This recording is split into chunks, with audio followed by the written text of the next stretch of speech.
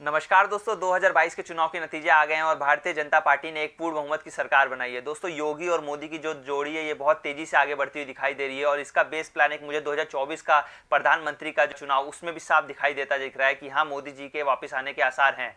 लेकिन दोस्तों, क्या आपको पता है कि मोदी जी और योगी जी ने ये जो आखिरी अभी 5 साल में इन्होंने बहुत दावे करे थे कि क्या वो दावे सही हैं या गलत हैं। तो आज चलिए अपनी इस वीडियो में हम इसी दावों के बारे में कुछ बात करेंगे कि क्या जो दावे उन्होंने अभी हाल ही में करे हैं वो दावे कितने पूरे हुए थे 2017 से लेकर 2021 तक के। तो चलिए आज ये स्टार्ट करते हैं अपनी इस 4 साल के दौरान में योगी जी ने अपने जो जो दावे किए थे उनको पूरा किया या नहीं। तो और हाँ, अगर आपने अभी तक चैनल को सब्सक्राइब ना किया हो तो चैनल को सब्सक्राइब कर दीजिएगा, बेल आइकन पे क्लिक कर दीजिएगा, क्योंकि इसी से मुझे पता चलता है कि हाँ, मेरी वीडियोस आप तक पहुंच रही हैं और आप लोग इतना प्यार देते हैं तो उसके बारे में मुझे जानकारी इसी से होगी। तो चलिए बिना किसी देरी के वीडियो को स्टार्ट करते हैं।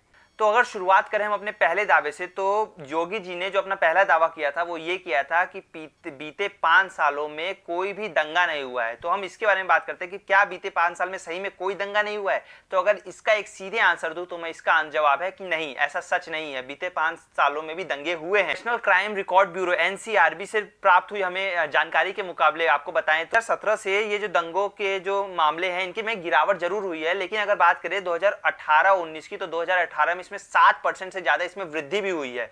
तो मतलब ये दिखा है कि पहले हाँ, स्टार्टिंग के समय कुछ हुआ लेकिन बाद में फिर इसकी वृद्धि भी होने लग गई। तो इसकी वजह से थोड़ा स्पष्ट मामला नहीं है। दोस्तों, आपको बता दें कि महाराष्ट्र और बिहार के साथ साथ अब यूपी भी उन 5 राज्यों में शामिल हो गया जिसमें सबसे ज्यादा दंगे होते हैं। तो ऐसा तो नहीं है कि योगी जी ने जो ये बोला इसको हम पूरी तरह से बोल दे कि हाँ सच हुआ। हाँ, कहीं गिरावट तो हुई है लेकिन अब वृद्धि भी हुई है 2018 और 19 के मुकाबले की अगर बात करें तो।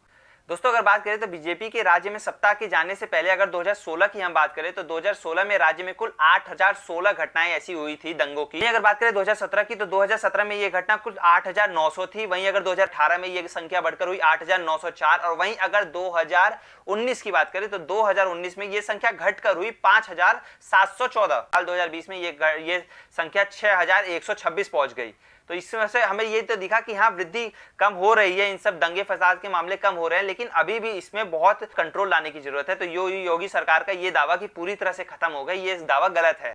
तो अगर हम अपने आगे बढ़े और अपने दावे नंबर 2 की बात करें, जो योगी आदित्यनाथ जी ने कहा था वो था कि क्राइम में कमी आई। जो NCRB की सर्वे थी यानी नेशनल क्राइम रिकॉर्ड ब्यूरो की सर्वे थी, उसके मुकाबले अगर आपको बताएं तो 2020 में ये अच्छी तरह से अभी भी हम नहीं बोल सकते कि क्राइम खत्म हो गया है, लेकिन एक अंदाजे के मुकाबले अगर हम 2017 की बात करें जिस समय समाजवादी पार्टी की सरकार थी, तो उस समय की अगर बात करें अखिलेश की सरकार की और योगी की सरकार में, तो साल 2017 में प्रदेश में अपराध की जो स्थिति थी उससे कई मायनों में सुधार हुआ है और ये सुधार हमें देखने को मिला है। जिस तरह आज हमारी माँ बहनें रोडों पर आराम से अकेले घूम सकती हैं, कहीं भी आ जा सकती हैं, चाहे वो मेट्रो की बात करें, बस की बात है, या कहीं भी अगर उत्तर प्रदेश में किसी भी सड़कों की बात करें तो वो जिस हिसाब से आराम से अब उन्हें छूट है कुछ भी करने की, चाहे वो रात के 10 बज रहे हो, हम आराम से उन्हें अपने घर से बाहर भेज सकते हैं। तो ये चीज दिखाता है कि हाँ, क्राइम की घटनाएं कम हुई हैं और योगी सरकार ने इस चीज का ये दावा उनका सही था और ये दावा उनका सफल था। अगर बात करी जाए उनके तीसरे दावे की, तो तीसरा दावा ये था कि भ्रष्टाचार बहुत कम हुआ है। दोस्तों, हम आपको एक चीज बता दें कि स्टार्टिंग से जब से योगी सरकार आई थी तब से उनका ये दावा था कि हम भ्रष्टाचार को कम करेंगे, भ्रष्टाचार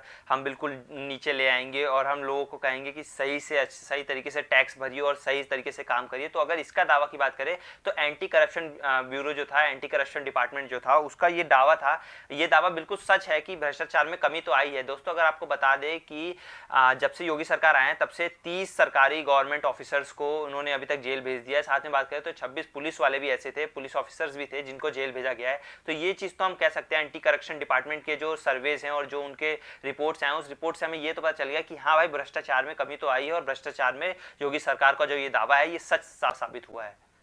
तो आगे बढ़े और उनके अगर चौथे दावे की हम बात करें तो चौथा दावा ये था कि हर गांव तक अब बिजली पहुंचेगी। तो अगर हम इस दावे की बात करें कि क्या उनका जो बिजली का दावा है ये सच है, तो इसकी अगर बात करें तो उन्होंने अभी तक 21 लाख से अधिक कनेक्शन उन्होंने नए बिजली के कनेक्शन दिए हैं छोटे छोटे गाँव में। अगर बात करें तो सरकार ने जो बिजली में चोरी हो रही है उसको भी कटौती करते हुए बताया है कि बहुत एक अच्छी स्पीड से बिजली में जो भी कटौती होती थी उनको सबको सही करा गया है। और आखिरी में उन्होंने ये कहते हुए कहा था कि किसी भी अगर कोने में अगर 3 घर हैं तो उन 3 के 3 घरों में बिजली पहुंचाने का हमारा काम है। मतलब ये है कि हर कोने से कोने तक बिजली पहुंचाने का सरकार का जो ये दावा था, ये दावा हमें सच होता हुआ दिखाई दे रहा है। क्योंकि मैं अपनी खुद की बात करूं तो अगर मैं भी गांव जाता हूं अपने, तो वहां पे मैं देखता हूं कि अब लोगों में, छोटे से छोटे घरों में भी अब बिजली पहुंचाई जा रही है और लोगों आराम से लोग अपना न्यूज़ देखते हैं और समझते हैं, जानकारी प्राप्त कर रहे हैं लोगों के बारे में। तो लोगों को अब इस चीज़ की जानकारी है और ये चीज़ देख के मुझे खुद अच्छा लगा। तो इस चीज़ को, दावे को, ये दावा हमने जिस रिपोर्ट्स में देखा उस रिपोर्ट्स के मुकाबले भी ये दावा एकदम सही है कि हाँ, सरकार ने बिजली का काम तो करा है।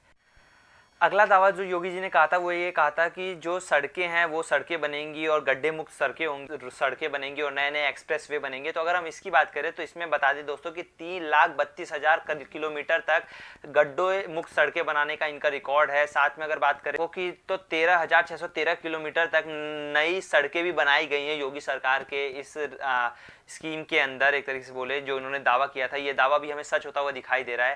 साथ में अगर हम बात करें एक्सप्रेस वेज की तो हम देखते हैं कि 340 किलोमीटर लंबी पूर्वांचल एक्सप्रेस वे भी इन्होंने बनवाया है। अगर साथ में हम देख रहे हैं कि 296 किलोमीटर लंबा बुंदेलखंड एक्सप्रेस वे भी इसी साल शुरू होने का माना जा रहा है। और ये चीज बताता है कि योगी सरकार ने जो दावे किए थे वो लगभग उन्होंने अपने सारे दावे को पूरा किया है और एक अच्छे तरीके से उन्होंने एक अच्छा सरकार की नींव रखी है, जिसी की कारण ही आज वो वापस से सरकार में आ रहे हैं और आज वो वापस से 2022 का ये चुनाव जीतकर उन्होंने अपना 2024 के चुनाव वाला भी रख दिया है प्रधानमंत्री के चुनाव में। दोस्तों, मोदी और योगी जी जो नाम है ये बहुत तेजी से लोगों में चर्चित हुआ दिख रहा है आजकल। अगर मैं बात करूँ तो हर बच्चा मोदी योगी करता रहता है और उन्हें पता है कि कौन उनके लिए अच्छा है, क्या चीज़ उनके लिए बुरा है। दोस्तों, मैं ये नहीं, किसी भी सरकार के लिए मैं ये नहीं कह रहा कि उन्होंने अच्छा करा है या उन्होंने बुरा किया है। मैं सिर्फ अपनी एक जानकारी दे रहा हूँ, अपनी बात रख रहा हूँ, जो मुझे डेटा सर्वे मिले मैं उसके हिसाब से आपको बता रहा हूँ। होपफुली आप लोग को ये मेरे जो मैंने उनके कुछ दावे थे उन कुछ दावों को मैंने आपके सामने रखा। आप अपने